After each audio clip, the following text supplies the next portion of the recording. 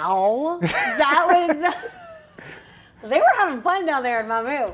All right, well, with Mardi Gras in the rearview mirror, it is time to shift our focus to our health. We are joined by Stephen Lewis, a nurse practitioner with Ochsner Health, to share some tips for getting back on the wellness track. Good morning. Good morning. Good morning, Shelby. Thank you all for having me. I appreciate it every time I have the opportunity. Yes, so with Mardi Gras over, it's really important that we, lock in and just tune back into our health and wellness like goals that we may have set at the beginning of the year, right? I'm gonna do this, I'm gonna eat better, I'm gonna exercise, only to, as normal, run into Mardi Gras. And king cake is just tough to resist, it okay? It is. I have to say I've had a good bit myself. Okay, but now we have entered the Lenten season. Some folks are treating this like a next shot at a New Year's resolution.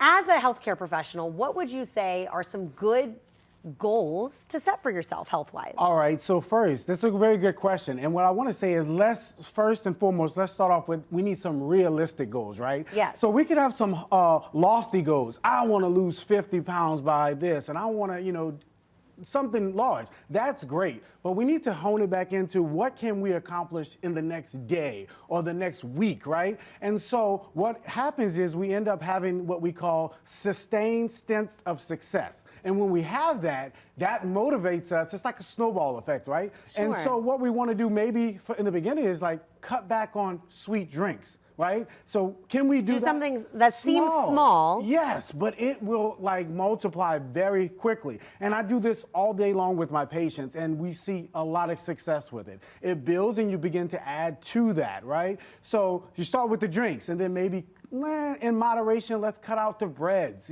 Let's this week I'm gonna do, or for the next couple of days, no bread for me. And when you do that, you start, man, I'm really doing this. Your energy levels are up. You're feeling more motivated to then start bringing in new things, right? So small, realistic goals is what I would recommend. Absolutely. You gave another good tip talking about pairing like one goal with something that you're already doing. Like to make a good habit, you can pair it with something else. Right. Explain that. So like, for instance, like maybe every evening, well, hopefully every evening, like I'm gonna take a shower and I'm gonna brush my teeth, right? Yeah, we do that every evening. Sure. So man, before I take a shower and brush my teeth, I'm gonna stretch for 20 minutes, right? And this may be something you look up online, a quick stretching session, and you do that. And then what you see, it becomes the same habit. Now you have 3 things that you do before bed or in the evening time, right? So things like that, pairing those regular habits with some new healthy habit. That can help you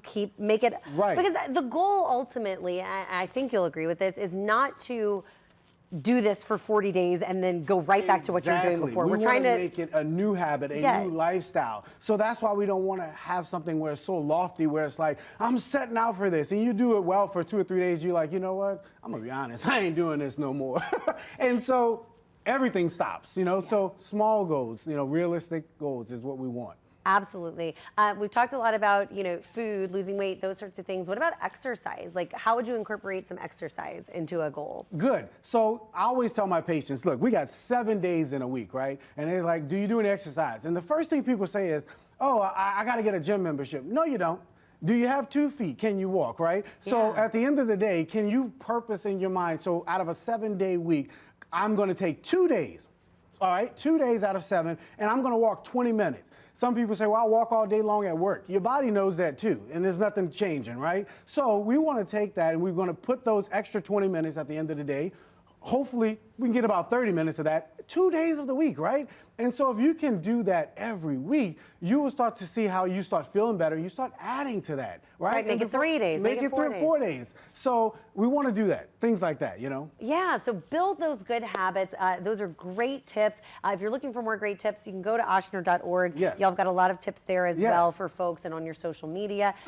We appreciate you coming on. Yes, Thank you so much. Some really good tips to get us into the spirit of health. And if I can leave season. with just one thing, how important it is to have a primary care, right? Yeah. So we want to have that. Why? So all these things that we're talking about, we talk about this in your primary care visit. That's your once a year visit where you get to talk with your primary care. If you don't have one, it's most important that you have a primary care. This is where you develop your foundation of your overall health. right? Which is normally obtained with some lab work that shows like reflections of your kidney, your liver, your cholesterol, your status for diabetes, how you're doing as far as your blood pressure. And this is what catapults you into setting those goals, knowing where you're going. Absolutely. Well, thank you so much for joining us. I Yes, really ma'am. appreciate it.